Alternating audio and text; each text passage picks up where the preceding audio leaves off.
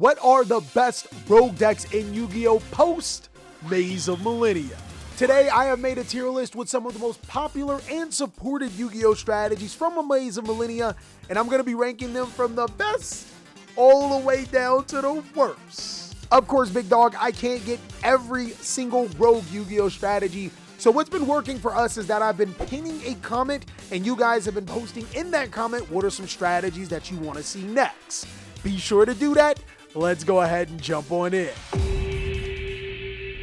All right, big dog, so I'm going to be rating how powerful these rogue Yu-Gi-Oh! Strategies are post Maze of Millennia. It's going to be really exciting. Let's go ahead and jump on in. All right, let's start off with ABC. This deck didn't necessarily get stronger.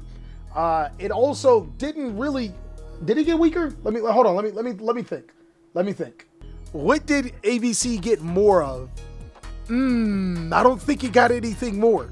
We can expect a lot of people to be playing way more interruptions to stop ABC nowadays, and coincidentally, it's not a terrible Yu-Gi-Oh! Deck, but it is one of the worst combo decks in the game, just because of how much you need in price terms, and also making all of the cards work. Now, I did some snooping around, and I saw Japanese equivalent of Maze of Millennia. Altergeist did get reprints, so I included Altergeist in this particular tier list because I wanted to go over it again. It is a very cheap Yu-Gi-Oh! Deck, especially if it does get its reprints. The unfortunate side is that this deck is not consistent enough. I'm going to put it in experimental as well. Really cool that Pot of Prosperity is now available for everyone, but the downside is that you need to go first with this deck. If you're not going first, you're pretty down bad. I mean, you can always just pray that Infinite Impermanence and Multi-Faker does the thing for you, right? It's not always going to work for you. Alter Yikes? Holy crap. All right, what do you guys think about artifacts? Do you guys even know what the artifact cards are? The Crystal Skull OTK deck? That's exactly what it is. So the Ancient Artifact deck is built on summoning all 3 artifacts to your field, then getting the spell card to gain even more effects. Artifacts best deck, wrong artifacts. Chat knows what artifact size is. Chat, don't even try, man. It's definitely not a Yu-Gi-Oh! Deck. It just goes to show that this deck was good when Yusei was in jail. It kind of reminds me when like jail food is only good in jail. So it kind of fits. It's copium. Yeah, this deck's it's pretty bad. I remember the geezer who used it in the anime. They just had to give him a, my cards are good. You just gotta believe in the duelist. It was terrible. Nah, facts. It's a jailhouse deck only usable by Yusei. That sounds so bad when you look at it, but Yusei is a jailbird. Next is going to be Arcana Force. There was a support in Maze of Millennia, allowing you to be able to search your field spell faster. I think the best version that I've seen Arcana Force was a Drytron variant that was built on allowing you to summon the world to your side of the field and skip your opponent's turn. Yeah, that's also pretty bad. So the problem with going all the way to skipping your opponent's turn is that you gotta use a lot of card effects. And if your opponent has anything to stop you, your deck pretty much falls apart. Hands down, I have no idea why Konami is just giving some of the worst decks ever support, but here we are, guys. Battling Boxers, my boy. If Floyd Mayweather created a Yu-Gi-Oh! Archetype, it would be this one. Battling Boxers are nice, takes a good pilot. Its cheeks? Oh no. We got a little bit of a disparity. Boxers aren't even bad. They don't have an inboard, but their grind game is incredibly good. That's actually true. The deck is like, I'm gonna put it in experimental. Battling Boxers actually got a new spell card inside of the set. I'm not 100% sure if it's actually gonna help the deck, but Battling Boxers' biggest problem is that they don't have an inboard. The support from Soul Burning Volcano was actually solid for them. I might use Battling Boxers just to run my fade without going to jail. Sharks did get a new card inside of Maze of Millennia. There's an Exceed Armored card. It doesn't really matter what it does. The biggest thing about it is that Sharks previously weren't able to make full combo, which is double Totally Awesome or Totally Awesome with Utopia Draco Future, because they needed an additional Armored Exceed card to search. Now this deck can 1 and 2 card combos, make some solid negates. I'm gonna put Sharks in solid choice. You guys would never have seen that coming. I think Sharks have the ability to be a strong Yu-Gi-Oh! Strategy that can 1 and 2 card combo and have a ton of disruptions. Also, I love the deck is incredibly cheap. It's exactly where I wanted it to be when it first came out with the new support in Age of Overlord. It can be a solid, really powerful rogue Yu-Gi-Oh deck. I'd experiment Sharks with a legendary ocean to make the deck stronger. My guy, when you do that, you make your Sharks level 3. You've been coping all stream. We saw it coming. No, I'm not coping. This is good. This deck's actually not bad. Chimera actually got a new card called the Eye of Illusion, which prevents your monsters from being destroyed by battle, which they can't be destroyed by battle pretty much anyways. But it also can take control of an opponent's monster or make your opponent battle something that they don't want to. I think that the card is experimental, but overall, Chimera is a top rogue Yu-Gi-Oh strategy. The Chimera deck is crazy good, and players have figured out how to play around the deficiency for Ash Blossom and Joyous Spring. Keep in mind, this deck will only get stronger the more Illusion and Chimera cards we get. It'll protect spellcasters other than Illusion. That's true, but we ain't playing those spellcasters. It's almost kind of criminal that Chimera's even in the Rogue tier list. It's been doing pretty successful over the course of the format, or last format, and I don't think much will change. Code Talker's got a card called Drastic Draw. If you banish 2 of your monsters, you can draw 3 cards. Bro, what are we doing? Don't get me wrong, drawing 3 cards is nice, but typically you want the drawback of a card to actually benefit your strategy. I'm not giving up 3 monsters for that, and still till then, it's an experimental Yu-Gi-Oh deck. Code Talkers are already good pilot at best. God damn, that's crazy. A Salad Talker. Code Talker top rogue? Nah, you're definitely crazy. You're wild in chat. Banish 2 parallel hex seeds? Oh no! Bro! Ain't no way! The deck that already searches everything it needs, what does it need to draw 3 cards for? It can just get the cards that it needed to be able to combo. Dark Worlds get the new fusion monster in Maze of Millennia and Dark World Colorless. This card requires Rainbow to be able to fusion summon, but has some interesting effects. It can gain attack for every fusion material, and it can discard cards on either player's turn. Yeah, unfortunately, I still think Dark Worlds are in a really bad spot. The problem with that is that it needs the old Rainbow monster, which is, holy crap, down bad. Konami is really trying to force us to play some terrible Yu-Gi-Oh cards to make things work. And while it does destroy our opponent's monsters on their turn, therefore giving Dark World another way to interrupt the opponent, ain't nobody got time for that. There is one thing that you want to do as a Dark World player, and it's to hand loop, hand loop, hand loop. If you're not hand looping, you're not doing it right.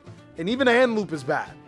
Playing Dark World in a Droll format, yeah, that's pretty down bad. Dinos also get some new support in Kite-Op-Terra, as well as the Horned Source Fusion monster. Chat was not here when I was trying to enunciate the card. I think I got it right though. I think that the ban list has done a little bit more for dinos than these 2 cards may, but I could be wrong. Kite-Up-Terra does search polymerization and can summon itself. I think that's really important, being able to have another dinosaur monster that can summon itself. As a dino enthusiast, I could be coping, but I'm gonna put it in solid choice. I think that dinos could be a lot stronger with a polymerization line to help unbrick hands. And Horned Swords can search Lost World. So I could 100% be coping, and this could be way too high, but dinos do have potential with the new cards. On the other hand, Dinomorphia, guys. Yeah, let me just mosey that one down in real challenge. Callie, your copium is showing? Oh no, no. I guess my copium is showing. No way, dinos are higher than Dinomorphia? Dinomorphia is ass. Okay, convince me that Dinomorphia is not ass. They have a cool fusion guy. Oh, holy crap. That's what we're doing? It's their cool fusion guy that does it for us, right? All right, that makes sense. Why don't you bring this? Dinomorphia. That's pretty big. Mom, you're always trying to give me... Dinomorphia. What is it with you? I just think they're neat. The new ban list just so happens to have hit a ton of floodgates in the game. And now I don't think that there's a single reason to play Dinomorphia over a deck like Labyrinth unless you just can't afford Labyrinth. Dinomorphia had potential at one point in time, but now I'm going to put it in a real challenge because I just don't think that it's powerful enough. The floodgate cards really did help set it up, but I could be wrong. It could be an experimental. I doubt that it's any higher. Dragons are still one of the best decks in the entire game, guys. You just have to like limit what decks you see as the best decks. It's kind of crazy how a Fall from Grace, this deck used to be one of the, in our meta tier list, now it's in a rogue tier list, but it still is a solid Yu-Gi-Oh deck. Rest in peace to all of my Master Duel compadres, you know, because White Dragon's banned. You died on the cross for our sins, guys. TheCaliEffect smack D-Link with structure decks. So it can't be rogue. What does that mean? All right, you guys are just making up anecdotal references now. A decent amount of hits like Bestial Magnamut and Chaos Space do hurt for the deck, but skilled pilots can actually play Dragon Link like there was nothing really anything missing. Droll does too, but man, Dragon Link is hard to play. Holy crap, you're wrong. You're right. You're right. You're right. You're right. Okay. That one was actually a good one. He spit right there. So there's some really good things about dragons. The first thing is that players are going to be playing Bestial monsters less, since a lot of the light and dark based decks got hit. And another good thing is that most hand interruptions, dragons do really well against. The bad thing is that we are in a Droll and Lockbird format. I still think that dragons are one of the best rogue decks in the game, though nowadays you're gonna have to work for it. Understand that there's a lot of unfair cards in Yu-Gi-Oh right now that makes this deck a lot more tame than usual. And if your opponent is a dragon enthusiast and knows the outs to this deck, you could be in for a long ride. The Earthbound cards in the Maze of Millennia set are actually... I'm excited. I'm a little bit disappointed that, like, the Earthbound cards are better on their own instead of powering up the old Earthbound monsters. But overall, they have a monster that can summon from the deck or graveyard. They also have a monster that can summon from the graveyard during either turn. They can search field spells, and they can fusion and synchro summon with one spell card. For right now, I'm going to put it in takes a really good pilot. I think that this deck has a lot more potential than what some players are giving you credit. You just got to know what you're doing. It's 2024, I'm trying to play fast. Going fast makes me feel alive. My heart beats and hyperdrive. Do you think you can win? Only if I lose. Just let destiny choose. In the chat, guys. In the chat. Go ahead and put it. Go ahead and finish the lyrics. Go ahead. Go ahead, chat. I've been testing Earthbound Servant. I personally like what the... It's not finishing the lyrics. I hate it here. You guys don't know the lyrics? So far, the best I've cooked with Earthbound is Earthbound Runic. Oh my God. No, no, no. No. They don't know. Holy crap. Get me out of here, chat. Of course, you're a DM anime guy. It doesn't have any words for you, slow brain. Photon got support in the new Photon Delta Wing, which allows you to summon another card or another copy of it from your deck. That doesn't do anything. Galaxy Eyes doesn't need more normal summons. What Galaxy Eyes need is a way to be able to make boards that aren't fair. I think once Konami fixes that for Galaxy Eyes, it could be a surprise sleeper deck. It could be a lot stronger than what people may give it credit. Runic is actually a top rogue Yu-Gi-Oh deck. And I know I said Runic, guys. It's really Runic Generator. Being able to use Sleipnir to be able to make free rank 9s. But I have to say that this is probably the best World Chalice deck too, because it can use the World Chalice monsters to search World Legacy Monstrosity to easier get into rank 5s. The rank 5s that you make, well, you only make one. It's to hand loop your opponent. Generators are pretty consistently good when going first, relatively cheap. They're one of the better decks in the game. Heroes are also still one of the top rogue Yu-Gi-Oh decks. A great hero player is a top Yu-Gi-Oh player, though I will say a bad hero player is, I mean, he's there. A bad hero player is top deck TJ? That's accurate. Why do I take bullets every time? There's always shots. No, you'll be taking more than bullets, apparently. Junk Speeder did get some new support, technically. Yo, it got Junk Warrior alternate art. Like, not bad. I would say takes a good pilot. I think Infernoble being hit was actually a good thing because now combo decks can be multiple expressions and don't have to compete with some other unfair Yu-Gi-Oh deck. And a good pilot can actually make this deck look really good. And on top of that, this is one of the very few decks, the very few combo decks that isn't just about Calamity locking. It can do it, but it can make some solid boards too.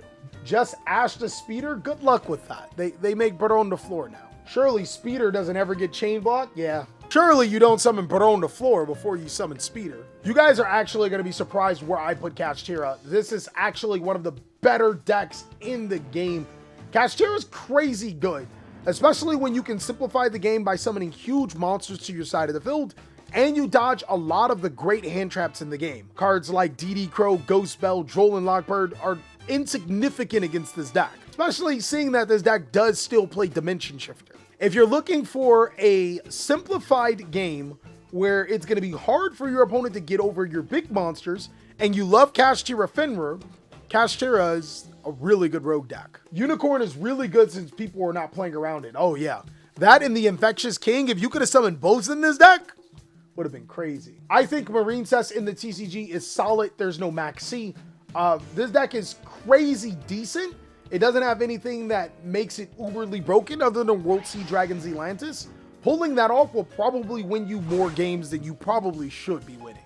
I would put Solomon Grade into Takes a Good Pilot. One thing that I will say is that I've been noticing a lot of people using Nibiru less, which does make this deck a lot more powerful. But the problem with Solomon Grade is needing multiple cards to be able to make its inboard, where some of the other combo decks, or most of the other mid-range and combo decks, don't need that many cards. Solomon Grade best deck? Solid is solid choice because of the new talker? What new talker? All right, what new talker? Where am I missing? Deco Talker Heat Soul? That's not new. That's not new at all. Now, we haven't confirmed it just yet, but Red Dragon Archfiend could be getting the new support in Maze of Millennia, which makes this deck crazy good. If it does, I think Red Dragon Archfiend might be a solid choice Yu-Gi-Oh deck. It's incredible. The Red Lotus King monster card actually changes the dynamic for this particular deck. It allows it to be able to summon all of its synchro monsters a lot more fluidly, which makes the deck really, really dangerous. The deck is already dangerous, so our RDA stays as solid choice. I wouldn't say, I don't know if it was dangerous. We definitely hyped the living daylights out of it. Sprite isn't necessarily going anywhere. You can play Pure Sprite, Trebregate Sprite, Melfi Sprite, Sprite this, Sprite that. Just don't play 7-Up. Easily a top rogue Yu-Gi-Oh deck still. It's incredibly versatile, and we're pretty happy that Sprite Starter is at 3. I think TGs do get better because Bonfire does allow you to search TG Salamander. It brings it out of experimental for me and into Takes a really good pilot. It's not a calamity. Oh, yeah, I guess the TGs are. My biggest beef with TGs is that it is a Calamity Turbo Yu-Gi-Oh deck, but I mean, there are some other cool combos that I've seen a lot of players use with the World Chalice line that could potentially make it something else. Therions are way better. The new monster in Infectious King gives the deck another avenue to look at your opponent's extra deck, disrupt them, destroy cards. I think that Therions take a good pilot. This deck is not bad whatsoever. It's really good. It just needs the right opportunities. I'm afraid that Volcanic will probably be used as an engine for other strategies. Bonfire was perfect for it, and it does have a couple of OTKs and FTKs and really gimmicky things. I'm going to put Volcanics currently in experimental. The FTKs and the OTKs aren't necessarily good, but the deck itself does have potential to be something really solid. Vanquish Soul is easily a top rogue Yu-Gi-Oh deck, guys. I'm not coping here. There's some copium there. If you pick up a Vanquish Soul deck, you are not immediately rewarded wins. That's the difference between playing a good rogue Yu-Gi-Oh deck and playing some of the top decks in the entire game. But once you learn Vanquish Soul, you actually do get rewarded, as in you'll know way more than your opponent. It's a very rigorous deck that will punish you for making mistakes, but at the same time, it's a deck that will get you satisfying wins. And once you do learn the deck, you'll be a very good player. Isn't Vanquish Soul still a little bit expensive? Fortunately, this isn't the expensive tier list. This is the rogue tier list. Is Lightsworn considered rogue? Lightsworn isn't considered a deck right now. And lastly is the World Chalice Yu-Gi-Oh deck. I'm going to currently put it in Takes a Good Pilot. I don't think that the World Chalice Yu-Gi-Oh deck is like terrible, but I've seen a lot of players make World Chalice runic boards and they look cool and impressive when they don't get interrupted. But to be honest, they're just pile decks that don't do well outside of the testing ground. Almost forgot two other strategies, guys. Orchist and Spellbook, both of them getting support from the new ban list. Orchist got Orchist Harpour, and I've been seeing a lot of playtesting with this particular deck. I'm going to put it in Takes a Really Good Pilot. I don't think that Orchist is good enough in 2023 to be able, well, 2024 now, to be able to keep up with some of the top decks in the game, it definitely is going to require a brain. And my biggest problem with the deck is that it is really restrictive in 2024. Orca's Heavy Metal Raiders, you're crazy. Horus players have been mixing this with other dark strategies like the Resonators, the Bestials, Horus cards, whatever they can find, and I think the results are middling. It's definitely going to take a good player to be able to use this deck. And lastly is Spellbooks. That's definitely powercraft. Spellbook Judgment used to be the blowout Yu-Gi-Oh card to win games. One Spellbook Judgment is not going to win you a game anymore. I think Spellbooks could use some support that'll make it better. All it genuinely needs is a new Spellbook monster and maybe a couple of Spellbook cards for it to be great. But in a Droll and Lock format, you're still trying to search? My boy, what are you on? And that's all that I have for the Rogue tier list post Maze of Millennia. I want you guys to let me know, what do you think about this particular tier list? Did I put something too high or too low? You can also check out these other amazing videos, and I'll catch you on the next one.